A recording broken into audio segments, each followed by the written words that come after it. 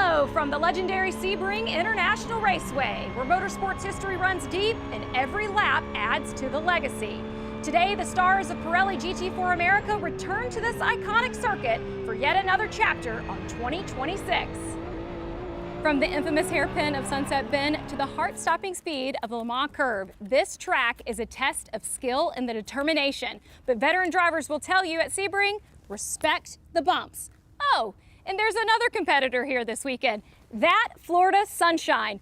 And while we're at it, let's meet one of the drivers in this paddock. I caught up with the star of the hit show Malcolm in the Middle, actor-turned-racer of the Tech Sport Ford Mustang with a bright future in GT racing. Frankie Muniz has made his way to Sebring, Florida, but you had a conflict this weekend. Yeah, originally supposed to be racing in the Craftsman Truck Series at Watkins Glen, but we're third in the points, so want to keep fighting for that championship, and I'm having such a blast racing in the GT4 American Championship, so here I am. Part of that season has included a podium at Sonoma. Take us back there. Oh, we showed up to Sonoma. We hadn't tested the car. I'd never driven a GT4 car, never been to Sonoma, so we were really showing up as thinking it was going to be like a test, just to kind of get comfortable for the rest of the season. And immediately we came out, we were like, oh, I think we might actually do pretty well, but I don't think we expected to get on the podium. Magical experience and really motivated me for what we can do here in this car and in the Mustang, and I'm having a blast. We know you play roles on television. When you have that helmet on, what role do you play as a driver? I'm pretty aggressive, but I don't know. I think the thing that I really have going for me as a driver is I'm very consistent. Like even in practice and qualifying in the race, my lap times, I'm very consistent. I, knock on wood, don't make many mistakes, and in this series, that's what you need. You got to race clean and finish so to win. What's your ultimate goal? Oh man, I want to race as long as I can. I really love racing in the NASCAR Craftsman Truck Series, but I'm so into this now that I've done it. Now when I look at the GT3 cars and all that, it's so cool, so sexy. I think I want to get there. Well, I have a feeling that with your co-driver, these guys showed up in Sebring, third in the points in AM, looking to continue it this weekend. It wasn't the qualifying effort that Frankie would have hoped for, but he and the rest of the field were locked and loaded, ready to go for race number 1 at Sebring International Raceway. Spencer Pumpelly took the pole position for RS1, and he led the way down to turn 1 for the first time at speed. Weston Workman, Kevin Boehm, Austin Jers, all giving chase. An early mechanical issue for one of the Rafa Toyotas led to a yellow flag, and on the restart, the battles broke out anew. Pumpelly still at the front of the field, leading the charge down to turn 1 once again. Behind, though, some misfortune as the pit window opened for Matt Travis, tipped around. The BMW of Garcia was penalized for that contact. Unfortunately, it would not be the last time that the Nova Sport car would have a spin. In the pit stop overlaps, it was RS1 that came out in front of Auto Technic, now with Luca Mars at the controls. There's the second contact. That time it was Mateus Lace to win for the spin. That time off of the nose of the McCumbee McAleer Racing Ford Mustang. Lace, though, trying to knife his way back up through the field, mixed up in various class traffic. Also on the comeback drive, Stephen McAleer for Auto Technic, after an early puncture, did a great job to recover. Problems, though, for the Tech Sport Mustang. Frankie Muniz behind the wheel. It was day done early for the driver in the Mustang. He'll regroup for race number 2. Back out on track, though, the battles continue. This was for second in AM at the time. This was a big move late in the going in the silver class as Josh Green got into the back of Tyler Gonzalez. That ultimately was penalized with a drive-through penalty post-race. At the front, though, untroubled RS1 charged to their victory at Sebring. Spencer Pumpelly and Luca Mars took the victory. Meanwhile, Random Vandals got the win in Pro-Am in a hotly contested race.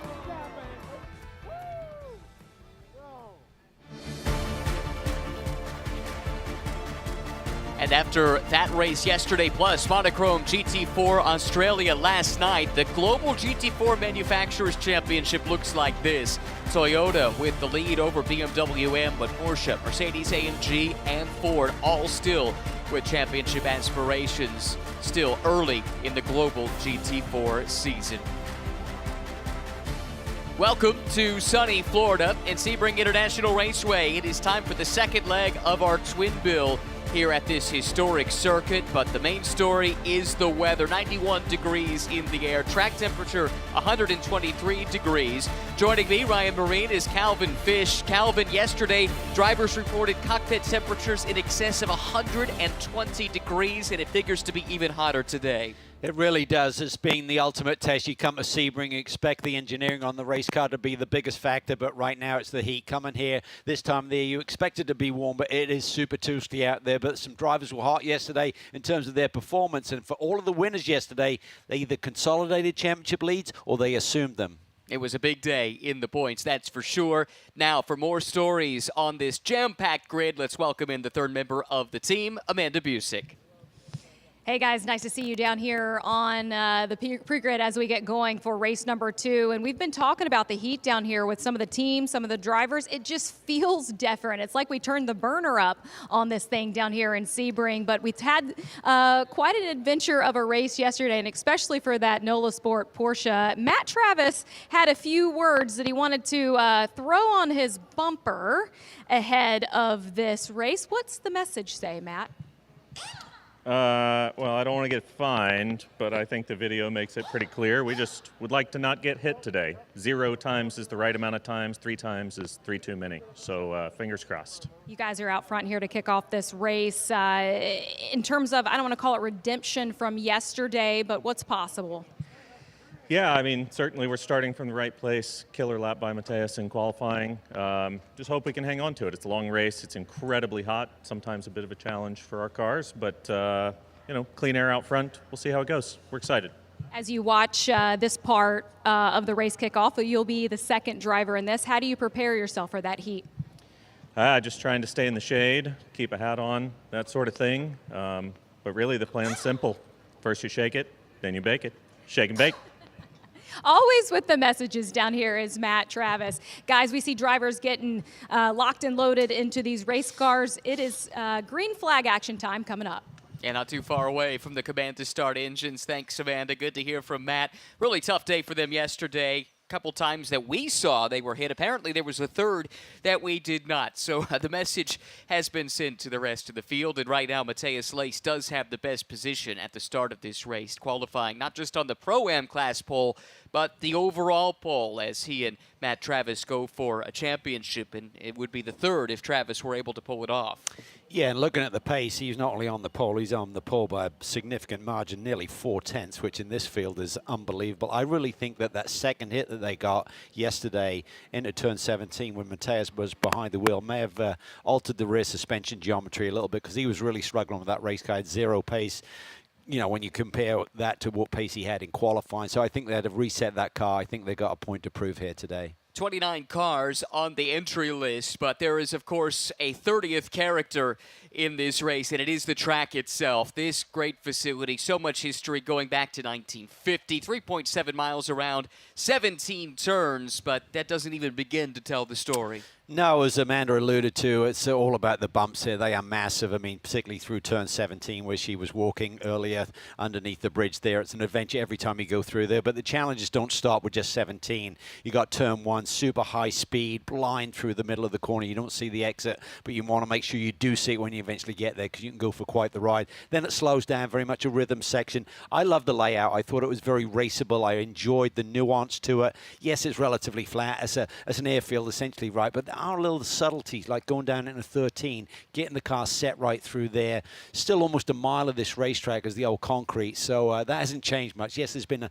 few patches that have been fixed up over the time, but pretty much the same. That concrete dates back to the 1940s when this was Hendricks Army Airfield, and the Army Air Corps at the time used this to train B-17 pilots from 1941 to 1946. Aeronautical engineer Alec Ullman identified this as a site to replicate some of the great endurance racing seen over in Europe at the time. First race held here, the Sam Collier 6-hour memorial race, New Year's Eve day, 1950. First 12 hours of Sebring, March 15, 1952.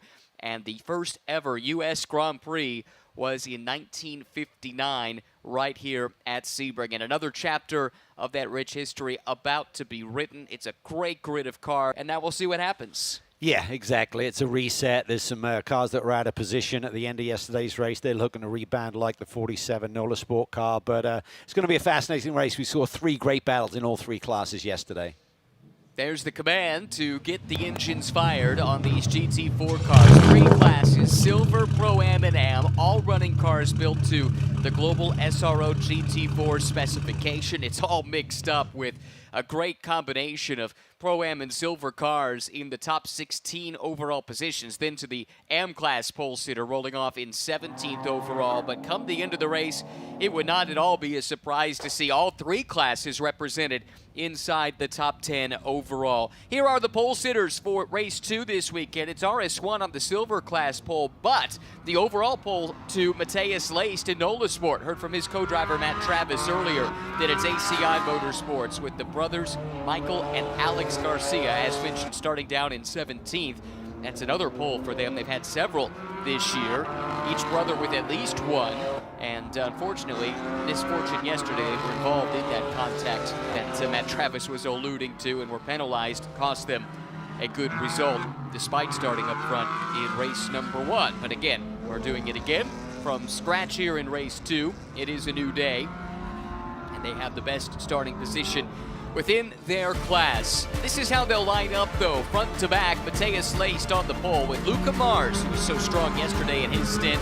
Then it's Tyler Gonzalez for the Rafa Racing team and Michael Cooper for Black Dog Racing. Kenton Cook starts in the 5th spot. What a run he's on. Josh Green will line up in the 6th spot. Mark Miller finally got a good result yesterday. Joseph Malley starts alongside for Advanced Motorsports. Eric Vilgares for Kelly Moss and Jensen Altsman for McCumbee McAleer completing the top 10. Francis Seldorf way back in the field today. Has some work to do from 11 next to the veteran Ryan Eversley in the Supra from Precision Racing LA. Ryan Yardley doing double duty today, also in GT World Challenge America, next to Tyler McQuarrie back in row number 7. Stephen McAleer will have his brother Stuart as a co-driver this race here. Ashley Freiberg starts alongside. Then to row 9, that's the M-Class pole-sitting car, Alex Garcia. To the inside, and Yves Baltas for ACI Motorsports. Carrera Cup veteran starts next to him.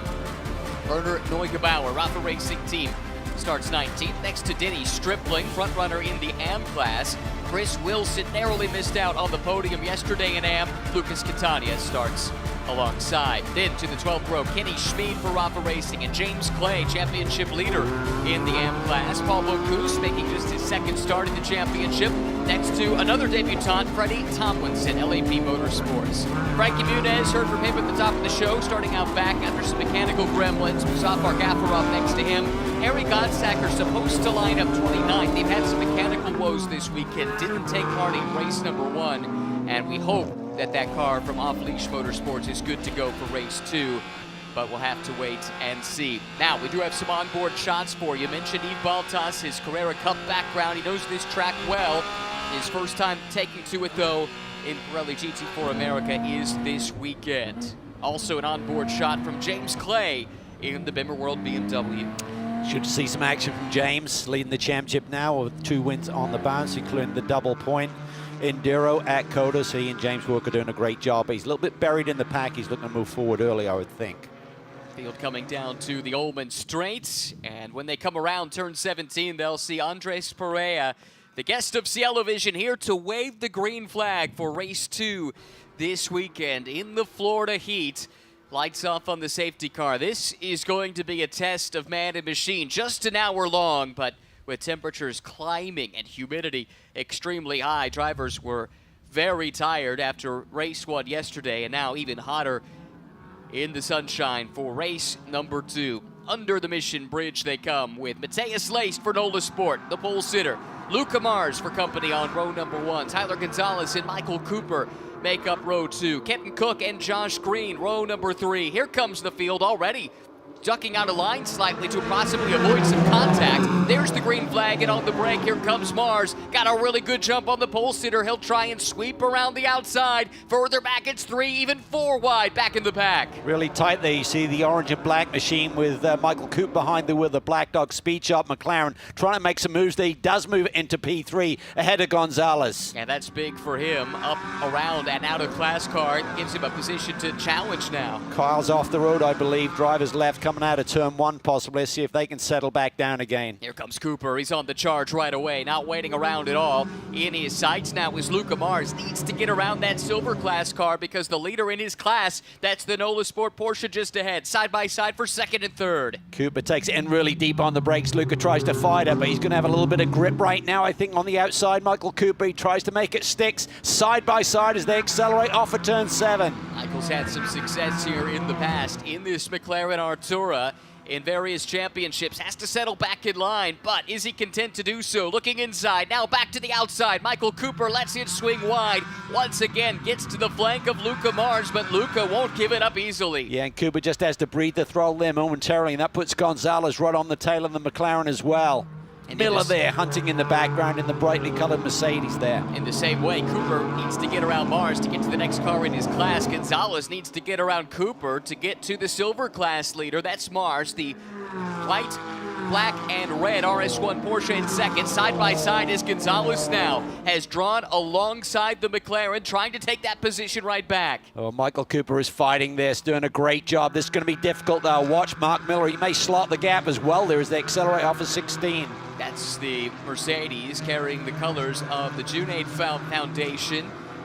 Great podium run for Mark Miller yesterday, along with his co-driver Alan Patton. Look at the lead, though, that Matheus Leist has built on lap number 1. Luca Mars no longer under threat, and boy, oh boy, that was not a great run out of turn 16 for Michael Cooper. That left him vulnerable, but now fighting back over the bumps to the inside in 17. Yeah, seems like that McLaren may be a little bit down on top speed compared to some of the others. He went defensive immediately on the right-hand side of the road, but still cars were looking at him on the outside flanks. He got into the brake zone there. Gonzalez is through. Next to line up a shot at Michael Cooper is Kenton Cook, who, when he went to the outside, left the door to the inside. Now, meanwhile, troubles here for Tyler McQuarrie.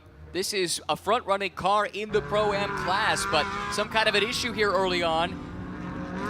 Well, Sebring can be a car breaker. It sounded to me like he had no drive. The engine was running, but no drive, so maybe broke a half shaft or input shaft possibly on the transmission. We'll wait and get an update on that, but big blow there for the teams who've been scoring regular points here so far this season. I think they sat 4th in the championship. Exactly, coming into this race on the strength of a good run yesterday for McQuarrie and Petramalo. Garris down to the inside. You see that move there. Wow. Bodywork goes flying off to screen left. It's a side-by-side fight here as Malley, newcomer to the championship, comes out of the GR Cup ranks. He's in that silver, black, and orange McLaren. Bodywork damage right front of that car. It's definitely wounded. The Porsche behind is Phil Garris. Yeah, big time. He's had a little bit of argy-bargy here over the opening couple of laps, but he's doing a great job. Really impressed with his run yesterday when he kind of was battling around Michael Cooper. Has a ton more experience aboard one of these McLarens. Good pace in that car, though, all weekend long from the young team based out of the Chicago area. Just a couple of years into this new operation, Advanced Motorsports, up against some really established GT teams. Now, this was a couple of moments ago. That's the issue for McQuarrie, and it looks like that would have been Chris Wilson was also involved in that. Colorado Motorsports by Flying Lizard. So 2 quick BMWs in trouble, and here's another one. This is big. Francis Seldorf slow. This is huge.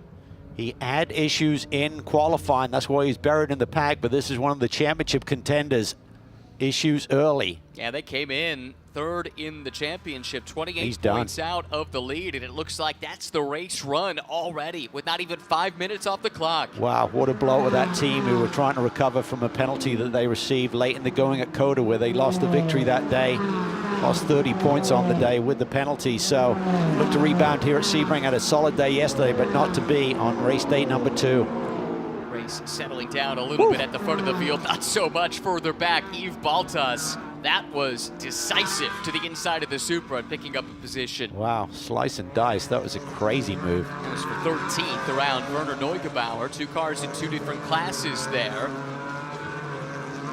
Baltas now sizing up the M-Class leader, Garcia. Let's take a peek back here and see if we can figure out what happened to Seldorf. Center of the screen, orange-nosed BMW. Here he comes. And just doesn't emerge on the other side. Car's off track. Oh, and there was contact. There's a second car involved. I think that's the Mustang from McCumbee McAleer, and we go full course yellow. Well, hard to see exactly what happened there, but Francis obviously got some damage, and he had to pull it off to one of those safe havens, what were indicated by the orange tire barriers.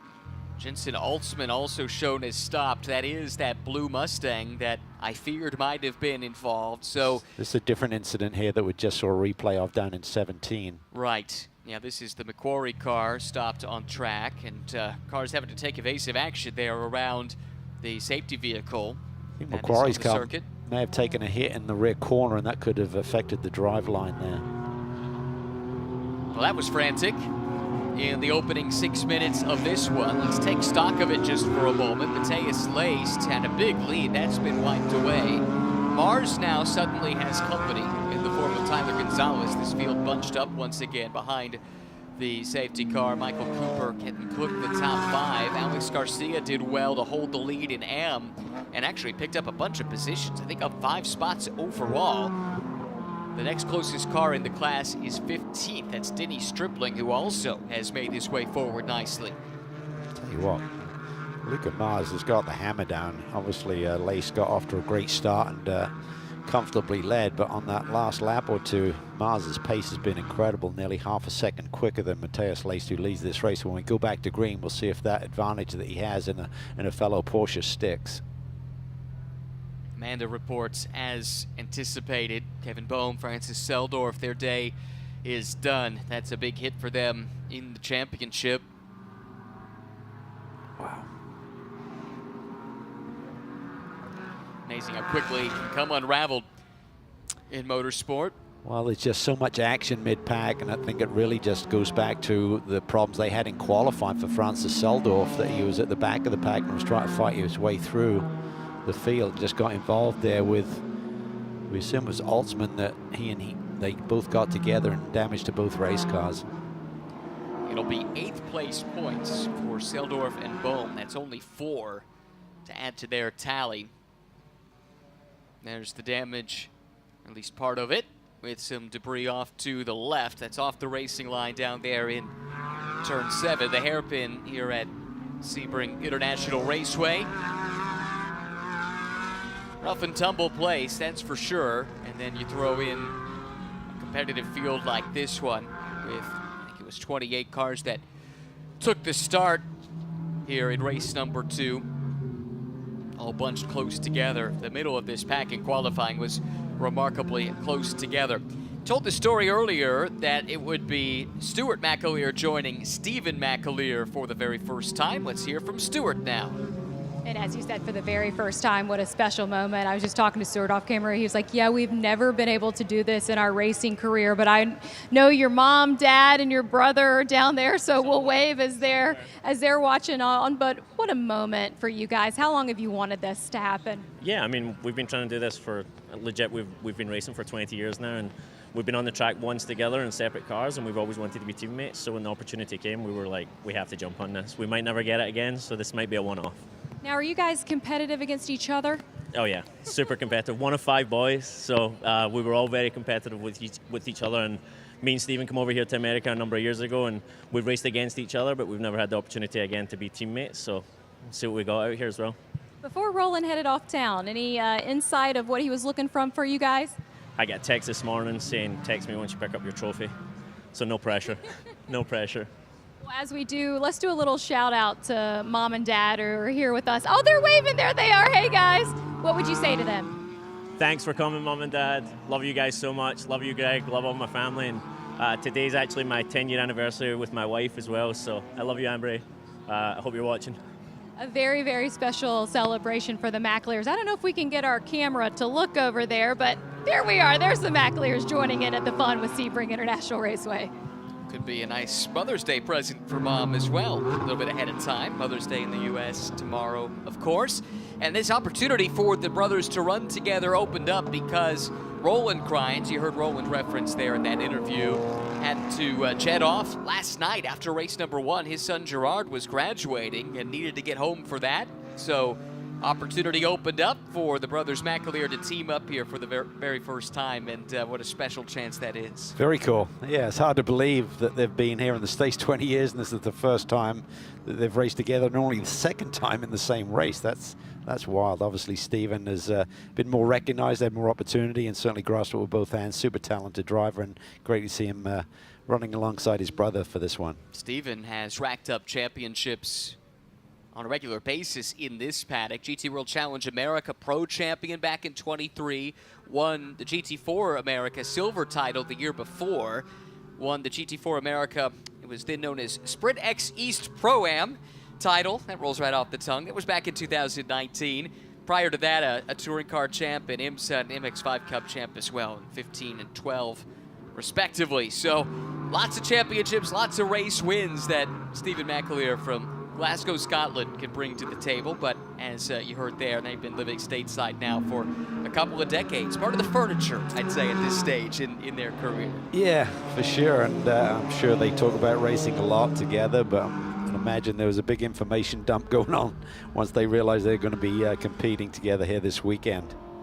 Now and then, from the elation of that special opportunity to the frustration there, I believe that was Francis Seldorf being led away to the safety vehicle, and their race is done. Problems here, this is the Macquarie car that had to limp its way back to the pits, and there's the damage at the right rear. It's a good Bimmer World crew there. They know these cars inside and out.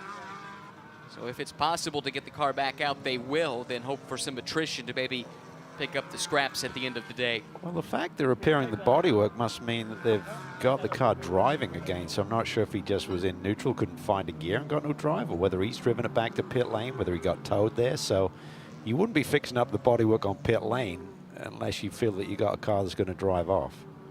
By the way, both incidents of contact are under review. We'll get to those as we get the information, but let's hear a little bit more from the co-driver of this car. Michael Petramalo is standing by with Amanda. Yeah, and you guys will see the effort down here try to get this BMW back on track. What are you hearing from the team, Michael? So it sounds like Tyler got hit from behind entering 17, which spun the car, and had a bit of an issue getting it into drive initially, but Tyler worked his magic, was able to get it going again. So we're just doing a quick assessment here. We're going to try to beat the safety car back out and get it on track. You join us from Ferrari Challenge with big goals here in SRO America. Think of your season so far and the development you've made as a driver. I know that 3-hour race was the longest race you'd ever competed in. Yeah, the Coda 3-hour was a lot of fun. I'd like to think Ferrari Challenge set me up for good success here. I mean, Tyler's been a huge support. The whole Bimmer World team has been great to work with. So looking forward to getting some laps in today and see what we can salvage. And that was the sound of your race car rejoining this racetrack. Yeah, it's an exciting sound. He's got a smile on his face despite the difficult circumstances. That's commendable. And Tyler McQuarrie, veteran hand at the wheel, he'll feel this out, make sure everything feels A-OK. And if the repairs stick, then they'll go out, try and run around. How many laps did they lose? A couple of them, it looks like. So they'll need some other cars to drop out. Right now, they're out of the points as they run. That Pro-Am class really well subscribed this year, so there's no guarantee that you'll get any points just by taking the start. Yeah, and when we heard the onboard there, and or when we heard the car just have no drive, I assume maybe with the hit that he'd taken in the rear, it had broken something, so he couldn't drive off, but obviously just did a reset and was able to find a gear, get it back to pit lane.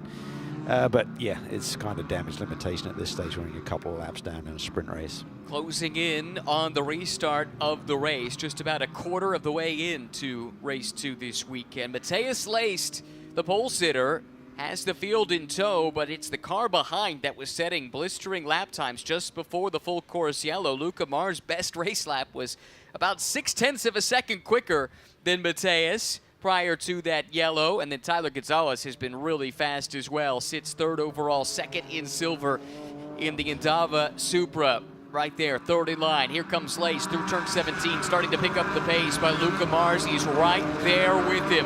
breathing down his neck as the green flag waves once again here at Sebring. Laced has to go on the defensive. Silver class leader Mars flares out to the outside. He's alongside into turn 1. This is a repeat of the start of the race. Luca tried to make this move, couldn't pull it off then. Now he leaves the door open to the inside, and here comes Tyler Gonzalez. Gonzalez there just trying to wedge his way down to the inside. He's going to get the job done.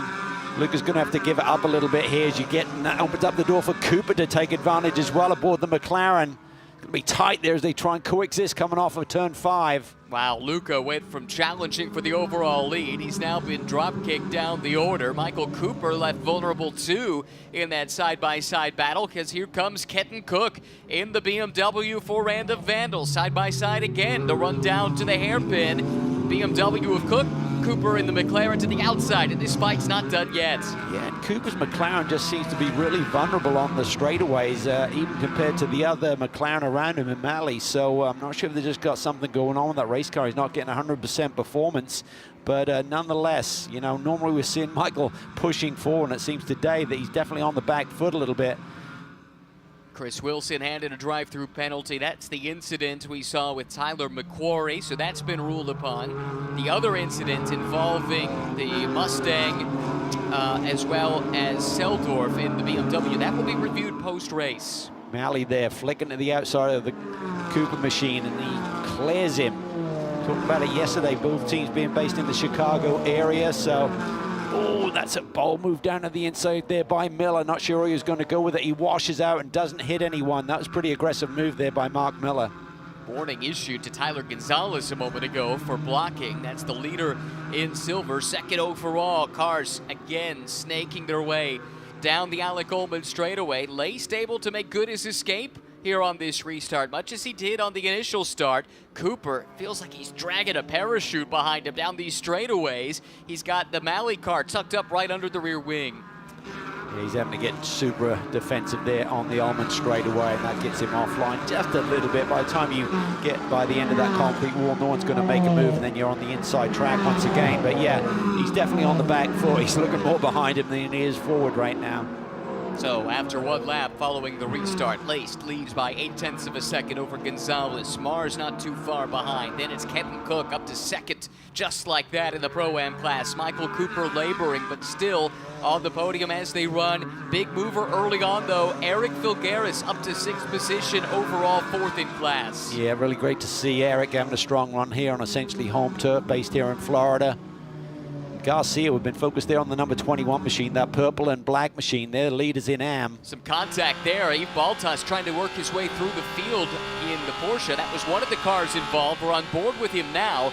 Front end damage certainly to that machine, and I assume it's the Supra just ahead that he clipped.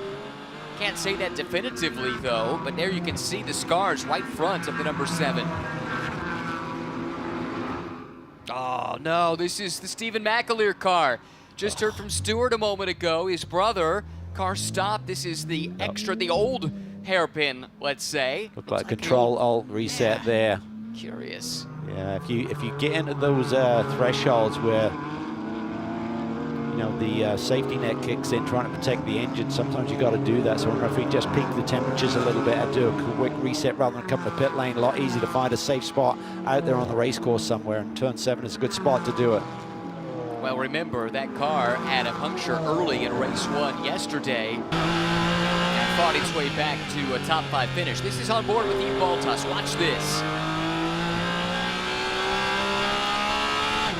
Oh, that's where Magler suddenly lost power. Okay. And then he went, I think he just had something shut down, and that's why Baltas got caught out by that, and then subsequently Magler pulled it off in the next corner. Baltas able to continue on. He has Ryan Yardley right behind him. That's the orange Porsche Cayman. Yardley in the Pro-Am class, Baltas in the silver class. How about this? Fight side by side for the lead in silver, all behind the overall leader Matheus Laced. At the line, Tyler Gonzalez had the edge in that side-by-side battle, but it's not done yet. Mars fights back once more in the RS1 Porsche. They make contact. Yeah, tries to get over on line, but didn't quite time it correctly. So a little brush there, but I don't think there'll be any penalties. He makes the move stick, but he's really on fire again. We saw this you know, a couple of laps into that first stint where he suddenly found pace in that Porsche that now sits there in second. Luca Mars, his last lap across the stripe was half a second quicker than the leader Lace, and he's gotten around Gonzalez since. Closing in on Laced with that pace that you referenced, Calvin. But it's not going to be easy for him. Gonzalez also has been fast. Their quickest laps are separated by only a few hundredths of a second, so really good pace across the board in Porsche as well as the Supra. 20 minutes gone by, good time to think about the way this race is going to play out. 60 minutes long, maximum driver stint length 35 minutes.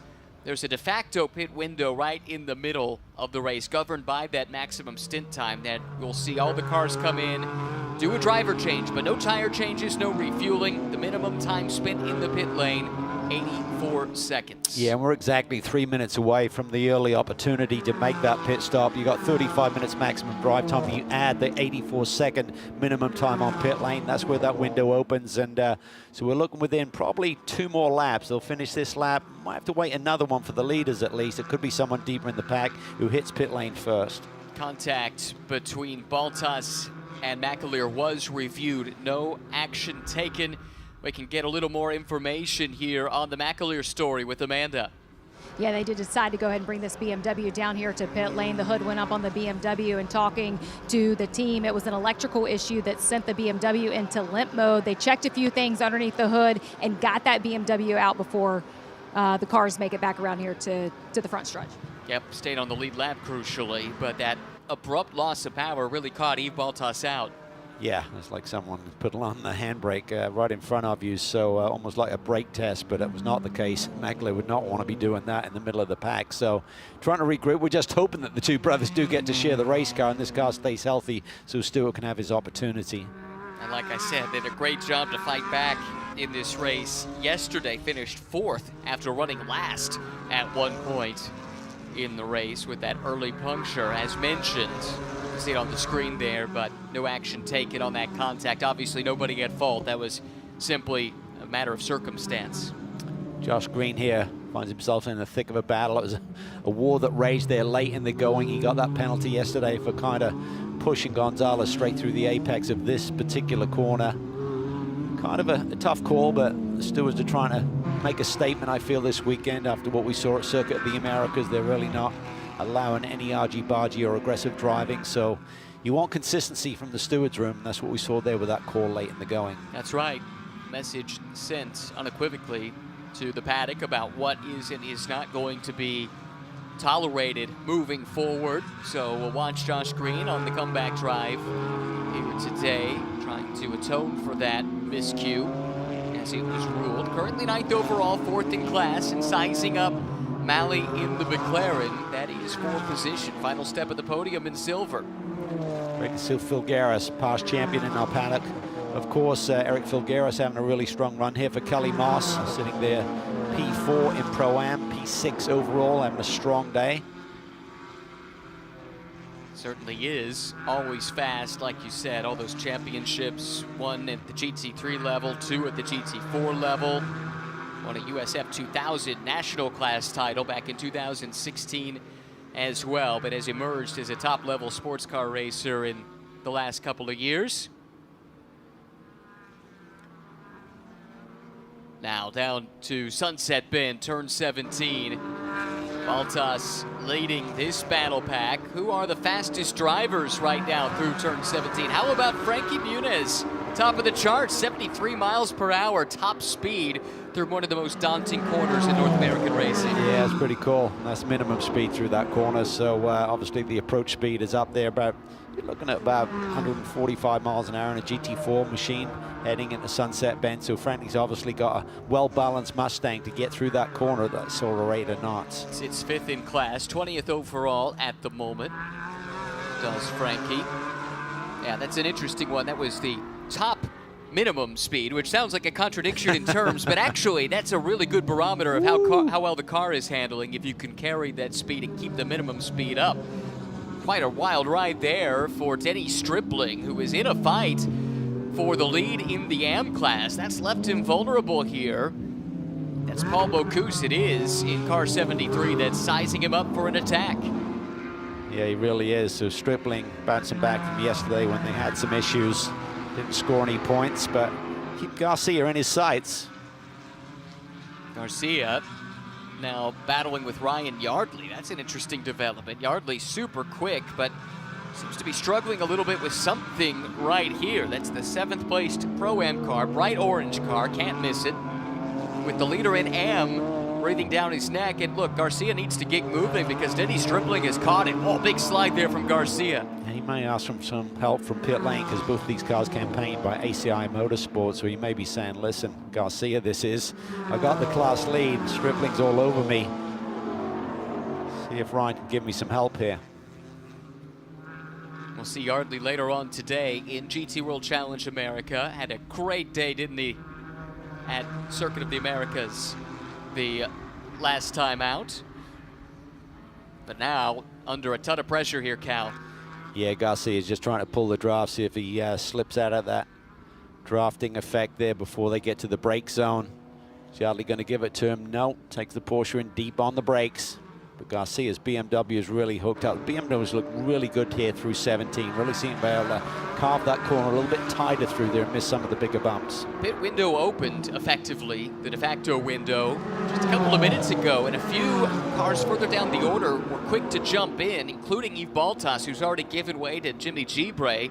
James Clay has handed over to James Walker Jr. as well, and now we're starting to see some of the front runners make that trip to the pit lane as Luca Mar's day is done. Spencer Pumpelly will climb aboard. Yeah, nice when you got two teammates who are so evenly matched in terms of pace. There's no compromise. You're just looking at the opportunities. And when you're a championship leader, you tend to get a little bit more conservative. You don't want to get too aggressive with your strategy. If a yellow comes out and you've stayed out, suddenly that lead that you've got could be scuppered immediately. And if anyone's hit pit lane, they're just going to leapfrog over you when you do get to the pits eventually.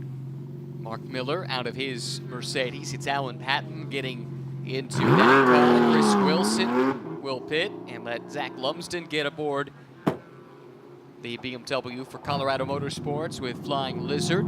Patton was really fast here yesterday, had a really stellar opening stint to their race. New fastest lap of the race, by the way, to Michael Cooper.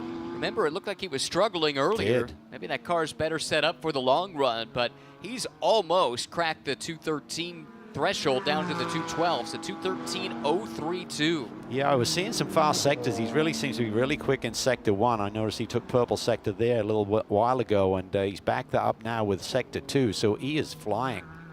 Quite a few drivers are actually putting in best laps or best sectors here right now, almost 28 minutes into this race. Okay, first 10 minutes or so were affected by the full course yellow, but still interesting to see in the heat. The tires are hanging on even as the fuel burns off, and there's plenty of performance still to be unlocked. Yeah, absolutely. And the drivers who start these races, particularly in these conditions, if you've got an imbalance, don't overdrive the race car. You've got to give your teammates something to work with. No tire changes are allowed unless you've got some kind of cut down issue going on, sort of emergency situation, but otherwise it's just a tire pressure check when you hit pit lane, but no refueling, just a driver change and off you go again.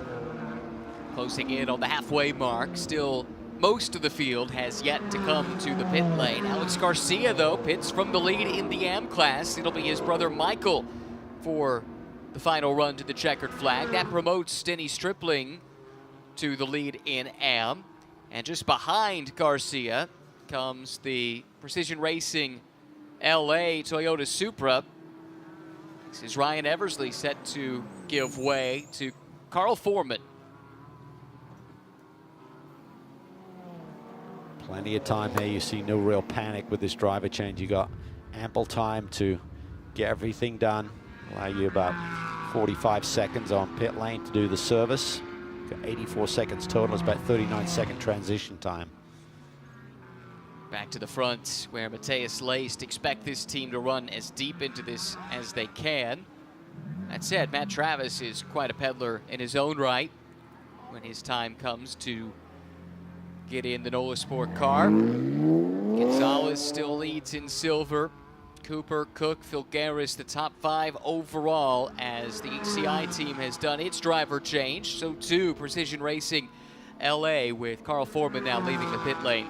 See a car stationary on pit lane, normally you think there's an issue. No, that just means everything's been done well in time, so they're just working with a little gauge that they have on the dash to tell them when to release the car from pit lane, so you're not outside of the bounds of the 84-second minimum time on pit lane from pit in to pit out, including all of the service. And that minimum time is set so that, yeah, you got to hustle to some degree, but safety is paramount. And for a lot of drivers and teams, this could be the first step into an endurance-style race where you would have a live driver change, so no reason to put them in a compromised position, no reason to make them rush. So they set the time as something where, all right, you still have to execute or else you lose time, but without any potential safety compromise.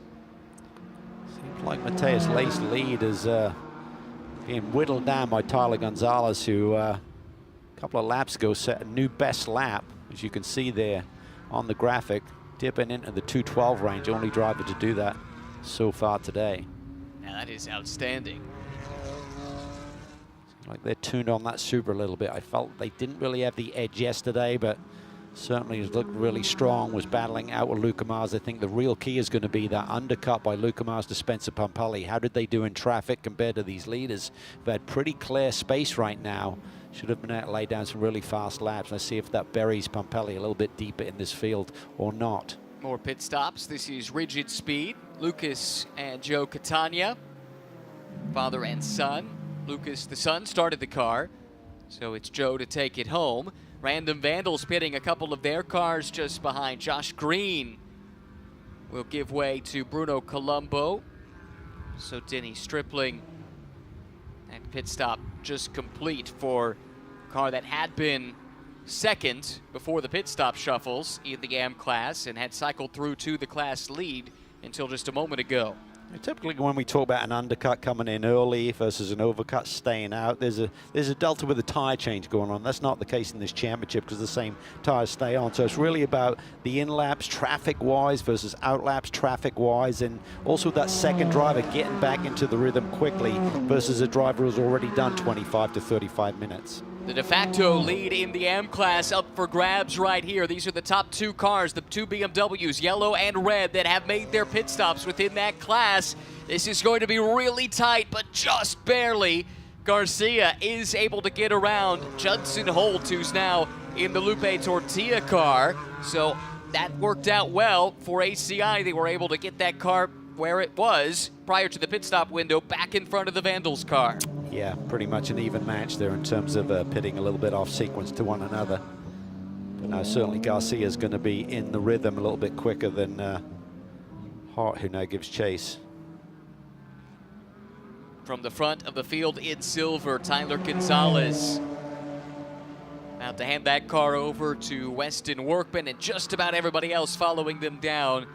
You're really up against it time-wise, and no one at this point feels like they can safely make it around without getting past 25 minutes on the clock. That's when you must have your driver change done. Yeah, there was not enough time to do one more lap, certainly when you're looking at lap times in the 2:13:14 range. You can see the time on the board. So you have to be on pit lane with 25 minutes left on the clock. Not finish with the pit stop or out of the pits, but at least be on pit lane and break the beam. Yeah, that's a good distinction. You don't have to have the driver change done, like I said, but as Kyle said, just have to be in the pit lane by the time the clock goes down to 25 minutes to go to avoid running afoul of the regulations. So now we'll see the way this will shake out. Two cars did try to push for one extra lap. That's Mateus Laced and Michael Cooper. They'll have to hustle to make sure they're in the next 1 minute and 11 seconds. Now, here comes Spencer Pumpelly, bouncing his way through turn 17, down the front straightaway. Where is he going to come out relative to those that ran long? He's going to get him. RS1 back to the front. Very similar to what we saw them do yesterday. Yeah, so that's really a good indicator here that Pumpelly had some excellent outlaps there. Luca obviously got the job done, kept his nose clean, was in some fierce battles, but this is going to be telltale, I think, because Pumpelly seems to have got a really good run. He wasn't in deep traffic either. Now Laced and Cooper, they need to be on pit Yes. lane. They're going to be kind of awfully tight, but that's what the leaders are allowed to do or able to do because they were a little bit further down the road than some of the other drivers mid-pack. Yeah, it's a double-edged sword, right? Because they didn't get that early bite at the apple and could have been caught out by a yellow. But conversely, just with the way that the clock fell, they have this chance to run one extra push lap, especially these Pro-Am cars with their pros laced in the pit lane with plenty of time to spare. Cooper in the pit lane with 7 seconds to spare. Great execution by Nola Sport and Black Dog. Yeah, Ray Sorensen and the gang there, Black Dog Speed Shop, totally on the game, knowing exactly where they sat. What you don't need is that driver on his in-lap to have a spin.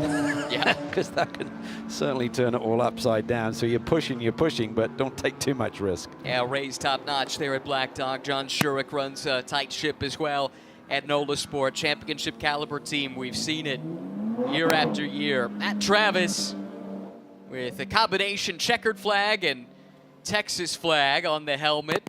Gets into his race car. Meanwhile, it's the veteran Tony Gaples now taking over for longtime co-driver Michael Cooper.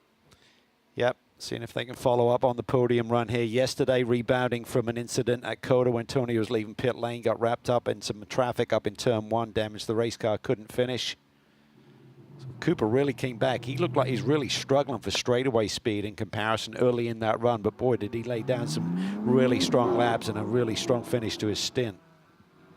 Okay, here they come. As they ran coming in, that's how they'll leave the pit lane just now with Travis and Gaples driving. Let's see how they cycle out. A little closer.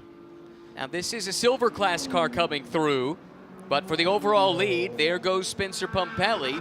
Now Matt Travis will cycle in, looks like solidly in second overall and leading in class. And Gaples a little slower getting up to speed. Just saw Weston Workman go by. Where is Sam Craven in the 94? There's Sam Craven in the 94. He has arrived on the scene and he's already in his rhythm. Little lock up on the left front. Yeah, we were hearing this from the BMWs. They do have ABS, but it's just so torturous here. They can still get that momentarily lock up, so they're fighting that a little bit here this weekend on the bumps of Sebring. That is a change for second place in the Pro-Am class. And that's an example of a driver that's been on an outlap, just the one, but on an outlap already in his rhythm, whereas Gaples is just coming out of the pits and getting up to speed. Yeah, it's so much pressure to be thrown in the mix mid-race and get up to speed, find that rhythm when someone's even a lap or two advantage. It's not really a tire temperature issue on a day like today, so that's not a big factor. It's just you personally just getting on with it. But Tony looks like he's got fired up here pretty quickly and keeping that gap consistent. In the background, we just got a glimpse of Bruno Colombo, 6th overall, but 3rd in silver. That's sister car to this one, out of the Random Vandals stable. Gizmo, the raccoon on the quarter panel. I think the key for Gaples is he's got about a 5-second gap on Patton, who sits 4th in Pro-Am, so that's going to be the real key for Black Dog Racing, is to really keep Tony aware of that gap. Meanwhile, look at this scrap in the AM class. Tyler Stone in the Mustang from Tech Sport. He's running in 4th. James Walker Jr. behind. That's the BMW black and red. That's 5th place. And then Anthony Geronzi also for position. He's in 6th in class. On board with Walker, watching Tyler Stone out in front. That 30 car, the Mustang, had an O-ring failure yesterday. They had to get a backup from the McCumbee McAleer team, sister Mustang team. That was great sportsmanship to help them out, to get them the part that they needed. They're in the race now, and the car that Frankie Muniz started, Tyler Stone now driving, doing a really good job. He is. Got the championship leader, though, right on his tail right now as they head down into Sunset Bend. James Walker Jr. He and James Clay just won 2 races on the trot. One at Circuit of the Americas, the big one, the big Enduro. That's certainly always highlighted for all the teams and drivers with double points on the line there, and had a really solid day yesterday. Just a no-fuss kind of day, exactly how they drew it up. Tyler now has caught Joe Catania. That is for 3rd in AM. That's the gray BMW with the Mustang just behind. Now we've got a couple of Porsches squabbling amongst themselves. That's right in front of this AM class fight. Here comes the lunge, though. This is for position. BMW up the inside of the Mustang, and it looks like he got the position. Did. Now right on board with James Walker Jr. as he comes through turn 5. Walker around Stone, 4th and 5th, changing hands. Tyler Stone trying to counterattack. Anthony Girazzi, don't count him out either. Saw him earlier today. Feeling confident. Joe Catania, though, I think he's going to feel the heat here. He's got some really fast cars coming up on his tail right now for that AM podium. Leader in AM, by the way, Michael Garcia, all the way up to 9th overall now. Mentioned off the top, would not be a surprise to see at least one car from all 3 classes in the top 10 overall. That's the way it's panned out. Judson Holt, 2nd in class, but quite a ways back, 14th overall, and just a handful of cars up ahead of this fight we've been watching. Yeah, Holt's about 5 seconds back from Garcia, so Garcia's doing a really nice job and continues to move up the order. He's now up to P8 overall.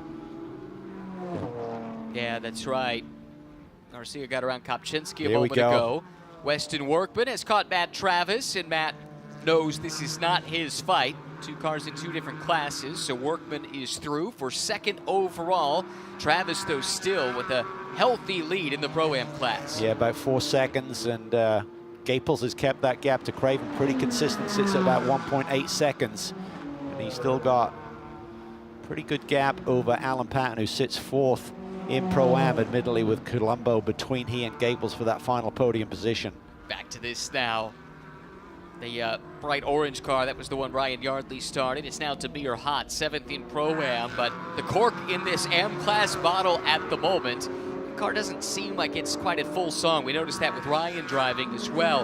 But side by side behind him, here comes Walker now to the outside of Catania. Tyler Stone and Anthony Girazzi, both interested spectators. Around the outside goes Walker, and Stone's going to try to follow him through in the Mustang. Yeah, a little bit wide there, and then that lane is taken away by Catania as he kind of bleeds off that apex in turn 1.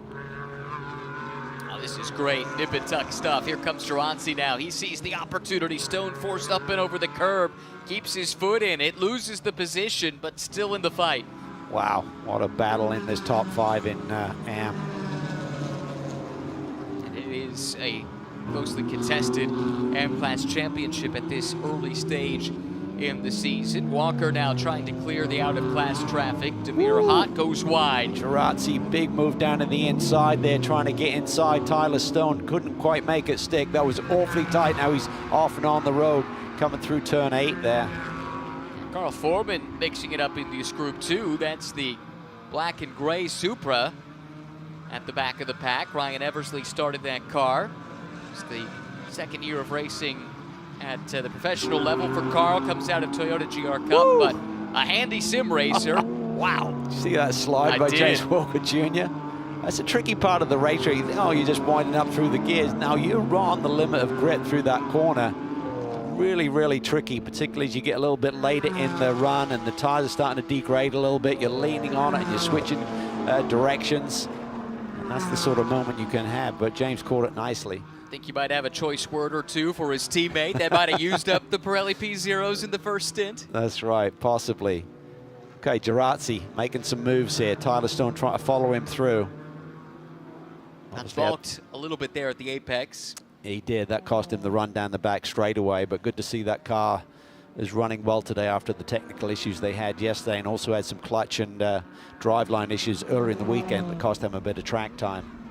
Give a call as well to Ross Poole, who was entering into that fight too, not too far behind in the ACI Porsche back in 7th in AM. Let's go to Tony Gaples here, who's been trying to keep pace with Sam Craven. Just a moment ago, we saw Travis come through. Here comes Gaples. Michael Cooper started that car and is standing by with Amanda. We were down by Black Dog when the driver change happened, and Michael Cooper came out pretty animated and hot after your run. What was going on? Just not happy with some of the driving standards out there. I thought the stewards really laid down the law in the drivers' meeting this week, especially about a couple specific places, and I felt like I was run off in those exact places and nothing's done about it. I mean, specifically the 94, I thought Kent and I had a lot of respect for each other. Ran me wide and left me no room multiple times, and then drove me off the track and hit me in 13, and I just don't know how that's acceptable. Am I supposed to just let him wreck me and then I'm out of the race and then he can get a penalty? You know, Kent and I are big boys. We'll talk about it together, but definitely I thought we could race cleaner than that, being two of the most successful drivers in this paddock. Thank you, Mike. Yeah, thank you. Thoughts, Cal?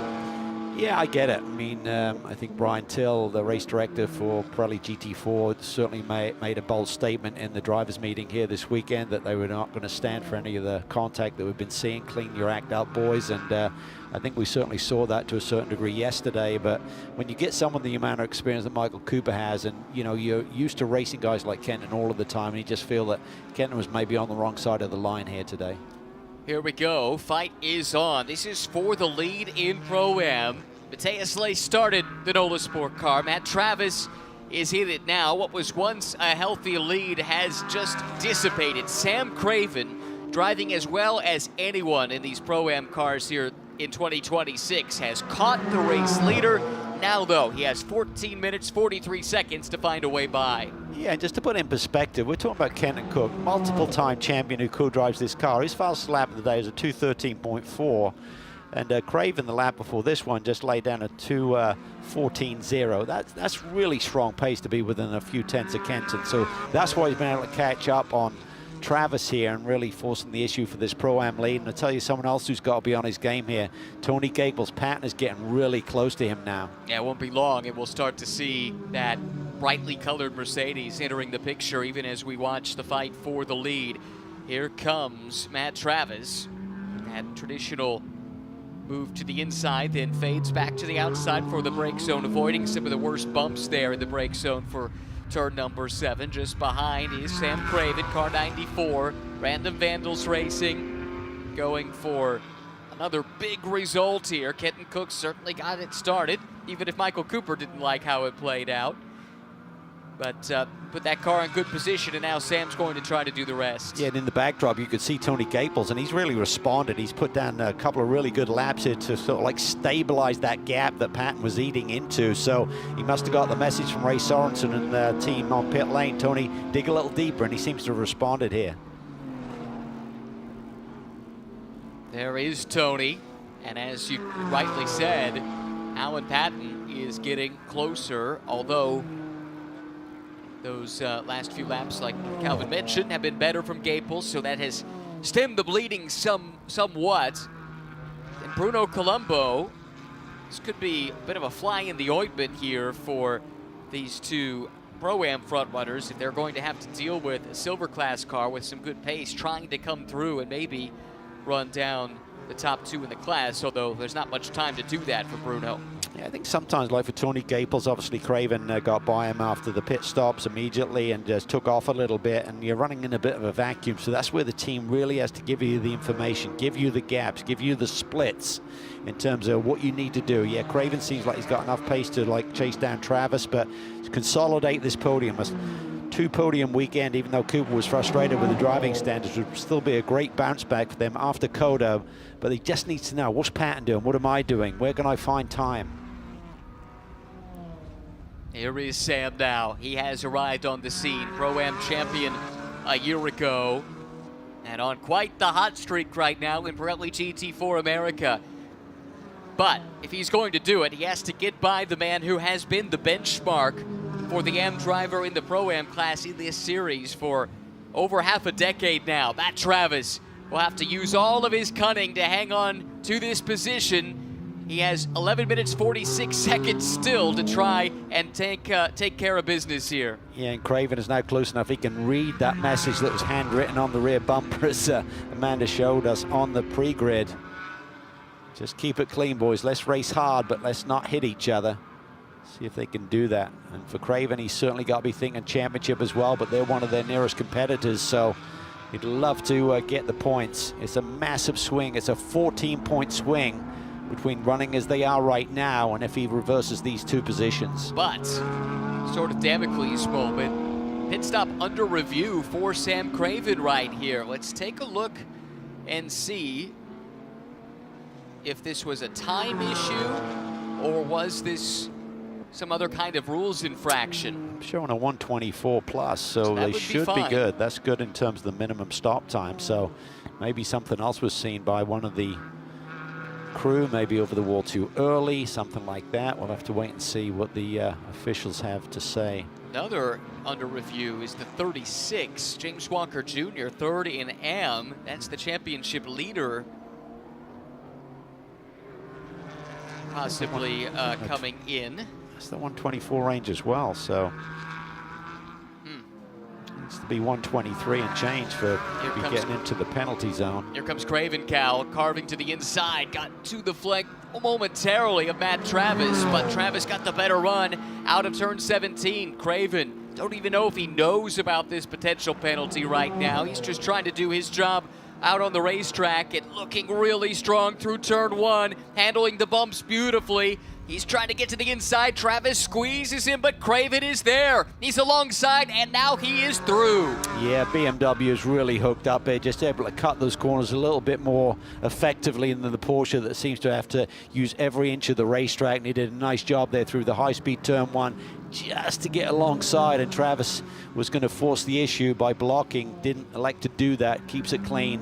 Just gets back to have a little bit of a reset here, see if he can do anything about Craven, but Craven seems to have the pace. But that's basically a 14-point swing in the championship. From being down 14 points, they're now down 28 with that change in position. Let's see if we can get some information, though, on what might have happened during that pit stop. Amanda, what do you know? Yeah, I think the team's trying to figure it out as well. I am standing by with Kenton Cook. You have been told by now that Michael Cooper had some pretty strong words. Your response? Yeah, I don't know what's going on with the pit stop. Our time was good, so you know we'll see what it was in regards to. But yeah, with Michael, it was his car can roll the center of the corner a hell of a lot better than I could, and I was trying to keep the overlap at the apex. And when you try to do that in a car that doesn't have the superior capability of rolling a higher minimum speed, sometimes it's hard to hold on to the apex. So on accident, I ended up just a little bit high post-apex on our way to the track out. My intent wasn't to track out on him because we've raced clean in the past and have had a lot of respect for each other. Yeah, we touched twice coming to the track out of a corner. And I after the touch, you know, that kind of hurts someone's run. So I can understand why he's unhappy. We're just trying to race hard. And it's unfortunate I wasn't able to hold it that down to the apex. I didn't fully go to the dirt. Hopefully he saw that, but I understand why he would be unhappy. But yeah, once he made the move up into a tower corner, I could tell that he was unhappy because he cleared me all the way out to the dirt. So, but that's just racing. That's how it goes. There's no hard feelings on my side, and that's just how it goes. You can, real quickly, guys, the pit official down here did not see any issues with the stop. The team's wondering if it could be on speed. I would think it would show up as a speeding penalty if a pit stop is under review. It would show up as a speeding penalty rather than a pit stop under review, I guess is what I'm trying to say. Curious, and look, just because it's being reviewed doesn't mean there's going to be a penalty. It just means there was something that needed further review, and you know, that could end up being cleared. At the moment, we don't know of any sanction being handed down to the team, so Kenton Cook, Sam Craven sit in the lead in the class. Now, how about this? We've been forecasting that we might have a battle for third place in Pro-Am, and it's starting to brew just a bit, but time's running out here for Alan Patton because you called it rightly, Cal. Tony Gaples has stepped his pace up, and it's not been easy for Patton to close him down. It hasn't, and it was kind of stable there for a bit, but Patton actually took about half a second out on the last lap, which was not Tony really doing a bad lap, but Patton really had a fast one, a 2:14.2, so that's a really solid lap for Alan. So he's kind of got refocused here and realized he's not just going to cruise up on the tail end of Tony Gaples, he's digging deep as well. So you can see the gap there, but there's still 6.5 minutes to go in this motor race. A lot of time, a lot can happen in what still remains. Here's a look at Alan Patton, who has been so quick all year long. It was so wonderful to see them get a good result commensurate with their pace. Finally up on the podium yesterday. Yeah, and sad to not see the other entry here this weekend. They had an engine issue. There was not another one on site that they could replace it with, so they had to basically not enter the car and in the two races here this weekend. So that's a shame for Eddie Colleen and Laura Hayes, who are going to campaign the sister number 37 here this weekend. Eddie, the team owner for Dome Motorsport, gets a lot of help running the team from Mark Miller, who started this car. Alan Patton coming over and joining the team here this year. On pace, you felt like that could be a really good pairing, and that's the way it's been. Just haven't had much fortune. Two DNFs, not at all of their making early in the season. background of the shot, here's the leader in the AM class, Michael Garcia. It's been a nice, quiet day. Started on pole, kept that car up front. Yeah, and what could have been? They got that penalty yesterday when Matt Travers was coming to pit lane, just misjudged it there, the timing of that, and turned the 47 car, got the drive-through penalty for incident responsibility. They've been looking for their first win since Sonoma Race 2 a year ago. They've been close since then, Amanda. A couple of runner-up finishes, including earlier this year at Sonoma, but this would be a big win for them if they were able to hang on. I think I used the word plagued yesterday when talking about a team, and I think this team has seen a lot of that, unfortunately, this season as well. I was talking to some of the AM competitors of who the biggest threat is out here, and Denny Strickland mentioned this as one of the teams, but the results, unfortunately, just haven't shown. I wanted to put Alex Garcia on camera after a stint to talk about, just if this, seeing the turnaround here and what that would mean for their effort. And he said, please don't interview me. I don't want to be jinxed again. I get it. I do. I agree with you completely, Amanda. You go back to last year, and in the last 6 races that they have done, they've had 3 DNFs and just have been snake-bitten at times. I don't know if Amanda talked to them every time. I'm not laying the blame at her feet, but you know what? When you've had no luck at all, except bad luck, you do anything you can, right, to try and avoid it cropping up again. Yeah. A bet on the other side, put the other sock on first, whatever it takes. It's a crazy game. It certainly gets in your head when you have a run like they have. So much potential, as we've said, so much speed, but today is looking good. Let's keep our fingers crossed for the group. And so special, too, for a couple of brothers to get to share this car. We heard, didn't we, earlier from Stuart McAleer. Unfortunately, that story hasn't quite gone according to the script that they had written up coming in. That car dropped down the order early with some troubles and has not been able to recover today. Showed 10th in the Pro-Am class with Stewart now driving. Steven got the start, but from one set of brothers on that end of the emotional spectrum to another, they are now 3 minutes, 10 seconds away from a class victory. Yeah, and this will be sweet. Certainly have had a really strong car. Cars looks to be super stable. The BMWs have looked good. Kind of surprised. I mean, I think it's just showcasing what a job Michael Cooper does, and the McLaren is really strong through the corners, because all of the BMWs, I feel, look really good here this weekend. But Kenton said, I can't roll the speed that Michael can through some of the corners. This would be for position, wouldn't it? James Walker Jr. and Judson Holt. For P2. Second in AM. Holt has it. Walker's been trying to get it, I believe. Right now, advantage to Holt in the yellow car. On board with Walker, though, in his pursuit. 2 minutes, 27 seconds to go. He's wide, he's off. He's off, couldn't get it. Lost it early enough in that little sequence there, and James is going to bolt. Did Judson Holt keep it going straight? Yes, he did. He was able to rejoin, but how much damage has been done? Is that Geronzi who's come through? I think it has, yeah. So, wow, Judson Holt has fallen off the podium with that little hiccup. Doesn't take much, as we've said. A lot can happen in a short amount of time. Yeah, that's huge, because they run 1-2 in the championship, the 36 and the 188, so that's big. Where is Catania? He's a ways back. Still under pressure right now from Tyler Stone in the Mustang. So Holt will have to try and get back in his rhythm and quickly. Carl Foreman right behind him. Out of class car, but still filling up the mirrors.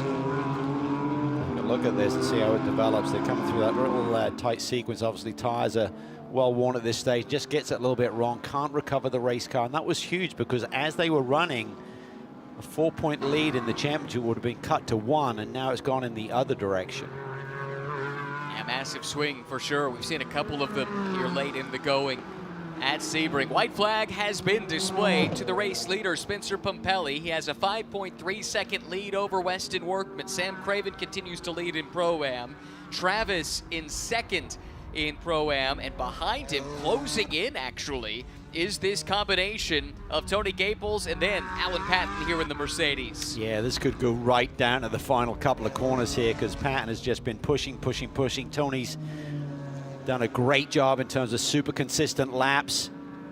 hasn't felt that exact pace. And Pan actually looked like he lost a little bit of ground there on the acceleration. Has he got a problem? He's lost a lot of ground there out of 5. He had a big slide, Cal, that got him out wide, and it looked like cost him a great deal of momentum. He was pushing for all he's worth. Well, that's great news for Tony Gaples. That really takes the pressure off. You don't want to be fighting so hard, getting defensive on some of the lines into these couple of corners coming up. Turn 10 especially, you know that you're vulnerable there, but he's got no threat from behind right now with Patton's little bobble there.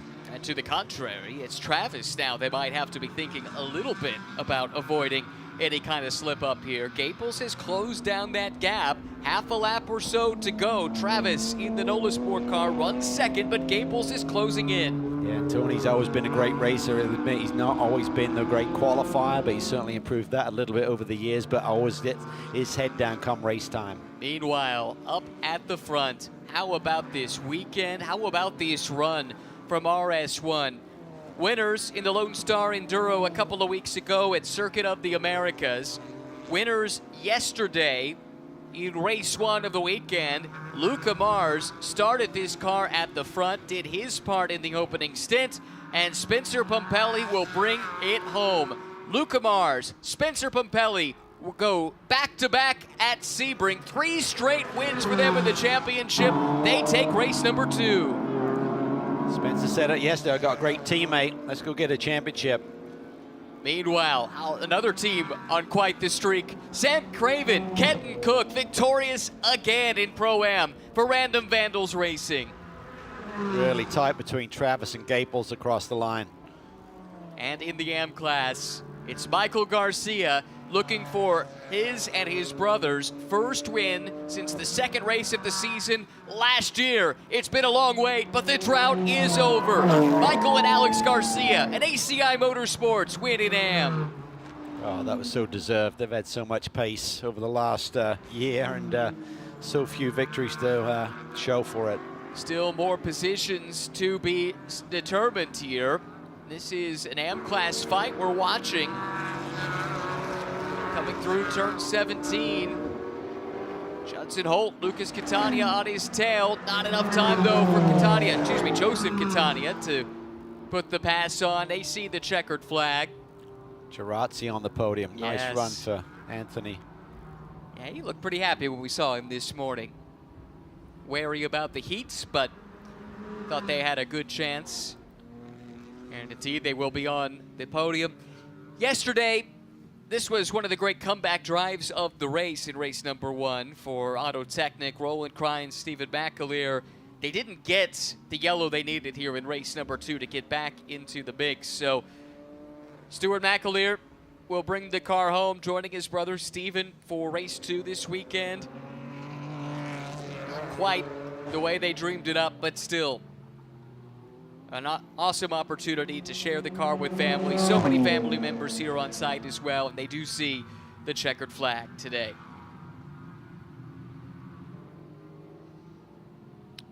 Spencer, that was pretty dominant. Really extended that lead. Best lap of the race at a 2:12.54. That's 4/10 quicker than anyone else in the race, and nearly a second quicker than the front leading group. So RS1 delivered the tools for these boys to get the job done, and they're really looking super strong in this championship fight now. As you would expect, this team has become the standard bearer GT4 Porsche team in North America across multiple series, I'd say. They have just been there at the front, winning races, winning titles year after year, to the point where other teams will say, you know, we're kind of in a class of our own. We're trying to figure out what it is that they're doing. And it's amazing what Justin and his squad have been able to accomplish, keeping that up year after year. Yeah, just a great squad, great leadership there, of course, great engineering force there. Know these cars so well. I thought that the NOLA Sport team, based on Lace pole lap, which was sensational, like I said, 4/10 clear, was going to give them a shot here today, but come race time, were quick, but not quite sharp enough to challenge. Now, certainly good enough to get a podium in their class, yeah, but not quite there with RS1 on outright pace across 60 minutes of racing. This is a look at the results, pending post-race tech and anything that might be handed down after the race. We know at least of one incident that was going to be reviewed post-race. So with all those caveats in mind, it is RS1 with Pompelli and Mars by 4.6 seconds over Weston Workman and Tyler Gonzalez. Third in silver, down in 7th overall is Bruno Colombo and Josh Green. Top 4 in Pro-Am finished more or less line to stern. Craven and Cook, Laced and Travis, Gaples, Cooper, Patton, and Miller. Not quite a podium for them today, but 2 strong results. That's a big deal for them. Spada and Neugebauer in the top 10 overall. They were 5th in Pro-Am. Now to the AM class front runners, and well, again, Garcia got the win, but another really good day for James Walker Jr. and James Clay. That's huge for them in the championship, especially with the struggles for Judson Holtz and Denny Stripling late in the going. Gerasi and Schmid put together a nice run today, too. Then you find Holtz and Stripling down the order ahead of Catania, Stone and Muniz, and then Poole and Gafarov right there in the conversation in a way that we haven't really seen as much this year. So that's them taking another step forward in the AM class fights, and makes it all the more compelling as we move to the next stop on the calendar, which of course is the return to Road Atlanta. Yeah, it's going to be exciting to get back there. It's been a number of years since this championship has competed there, but I think everyone in the paddock is looking forward to that. Don't think it'll be quite as brutally hot as we've seen here this weekend in Florida at Sebring, but certainly Atlanta in June is going to be a challenge as well. Well, great results for a couple of these teams that are just putting them together, both in the silver class and Pro-Am class. We've got a couple of teams that are going streaking. They've got 3 straight wins in the silver class for RS1. It's 4 in a row for Random Vandals now in the Pro-Am class. And in both instances, this is really helping them build a championship lead that it's not unassailable at this stage, but it becomes daunting for everyone giving chase. It really does, because you don't expect them to falter or lose pace throughout the course of the season, as strong as that group is, from the driver lineups to the strategy to everything they have cooking right now. So big smiles all the way around. Another great day. Craven did an awesome job. That was really great driving there. And in just a moment, we'll have a chance to hear from some of the happy race winners. We'll start in the silver class, and we'll start with Spencer Pompelli, who is standing by. And he said this was a very good car this weekend, 100 points in 3 races. What clicked here in Sebring? You know, I just think this is a track that RS1's been to a lot. It's a track that Luke and I know well. And, you know, we're learning every race. Like I said yesterday, Sonoma wasn't our best weekend. Coda was better, and I feel like all the pieces are coming together. But how about Luca Mars in the job he did? I mean, he made it pretty easy for me. I was ahead of everybody by the time I got in the car, and so my hat's off to him. And then all the guys on this team, they just work relentlessly to make sure the thing is the best it can be. Congratulations on a dominating weekend. We head to Road Atlanta. What's your experience leaning to that one?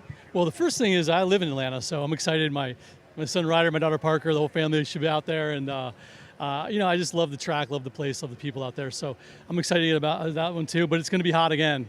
And it's tough in these hot conditions, I'll tell you, but you got a teammate like this and a team like RS1. Also, shout out to Justin and Danielle. They know what I'm talking about. Well, yeah, great race. Obviously, a little bit more eventful race I had than yesterday, but it was definitely more fun out there. Track was a little greasy, so it took me a little bit to get up to speed, but I had some great battles with Tyler and Michael out there, and then we were able to pit our proper window, gave the car to Spencer. Flawless pit stop, flawless drive by Spencer. Didn't really have to look behind him after he got back out there. And just huge thanks to the RS1 team. They've been on it all weekend. Justin, Charlie, Junior for supplying me with all my food and snacks this weekend. So just huge shout out to all the guys. They've been on it all weekend. Nice job. Thank you. Well, it is a big weekend for them, and it had an impact certainly on the championship. Now heading to the next round, it is Mars and Pompelli leading the title chase by 14 over Gonzalez and Workman, who had a good weekend, and yet they lose ground. Yeah, just didn't have that little edge to fight for the win, but just really solid job by both the drivers there, just continuing to score points. They're keeping the pressure on. It's like Mars and Pompelli are leaping off in the distance, despite, as Amanda said, 100 points in 2 weekends. Yeah, that'll be fascinating to watch as the season progresses. Back down to Amanda. Sam Craven finished out this race and saw the checkered front. We were just talking about tires different in the second half of the race. What were you left from Kenton Cook? I was left with a lot of tire. Kenton did a much better job than I did yesterday. Yesterday, Kenton was fighting the front of the car a lot. He was very good. left me a lot of tire. That gave me a lot of tire I could fight Cooper and Travis with. I had great battles with them. Awesome race. Yeah, and Pete did a great job too, giving us the recovery, giving us a different setup to help us control those front tires as well. So, Kenton, how does this effort push forward to Atlanta? I mean, we just got to keep the momentum going. You know, Sam did an incredible job from a racecraft perspective, and set Matt up. And you know, it's tricky. You know, passing, you know, cars with different strengths. You know, so you just got to figure out where you can make the move. And Sam studied Matt, and you know, Matt, you know, did a good job staying clean as he always does. And I think Sam also did his job and was able to get him going. But yeah, thanks to the Vandals, and here we go. Here we go indeed. What a streak they are on, and as we're about to see, they have taken a commanding lead in the Pro-Am Championship on the strength of all these wins consecutively. 125 points now, up 28 on the pairing of Laced and Travis. Tamir Hunt, Ryan Yardley. This one didn't go their way here this weekend, and they have fallen quite a ways adrift, 73 points behind already. It's effectively a two-horse race unless something dramatic happens at the front, but it is really close behind that third, fourth, fifth section, extremely tight as you can see. This will be an emotional one, a chance to hear now from the AM class winners with Amanda. And it will be the top step for the Garcia brothers after just a season of highs and those lows that we've talked about. When you saw your team and your brother on the fence to welcome you to that checkered flag, what was the relief that you felt, Michael? I mean, that's like the word I feel, right? Relief. Just like we've had good pace. This car has been really good to us, pace-wise. But it's just nice to actually celebrate on the top step. Yeah. I came to interview you after your stint, and you said, please don't. What was it like for you watching the end of this race, just the anxiety? I know you had the pace. It's always a little anxious, you know, seeing your big brother over there on top of the lead, but I knew we had the pace, we had the car. You know, the team put together an amazing car, an amazing setup for us, and we knew if we kept it clean, we can be on top, and, you know, here we are. Not to say that the racing gods owed this to this one, but man, this points battle in the AM category, wide open, guys. It has been a year of ups and downs, and it doesn't seem like any consistency carries over from one weekend to another. It's James Walker Jr. by 10 points, though, leaving Sebring, Denny Stripling, and Judson Holt in second. Anthony Geronzi, despite not running at Sonoma, is up there into third place. Wilson and Lumsden not their weekend, and Nunes and Stone as well, dealing with mechanical issues throughout the course of the weekend. A look back on race number 2, and a message sent from the overall pole sitters, Nola Sport, Mateus Laced, and Matt Travis to the rest of the field after being the bug on the windshield a few many times in race number 1. It was Mateus Laced that led the field to the green flag and was able to hang on to that lead despite an early challenge from Luca Mars. Contact here, Chris Wilson, Tyler McQuarrie coming together. Both cars then shuffled down the order, and Wilson given a penalty for that. This also was contact that eliminated a championship contender. Bowman Seldorf done early in the going. After the full course yellow, it was Luca Mars on the attack once again, trying to take the overall lead, but Mateus Laced had the answers, at least for the moment. Fight here as Mars did battle with Tyler Gonzalez, fighting for second and third overall. Dramatic moment there. The BMW had lost power. Yves Baltas did his best to avoid a major collision. Both cars did take some damage. Both made it to the finish, but that did not help their chances.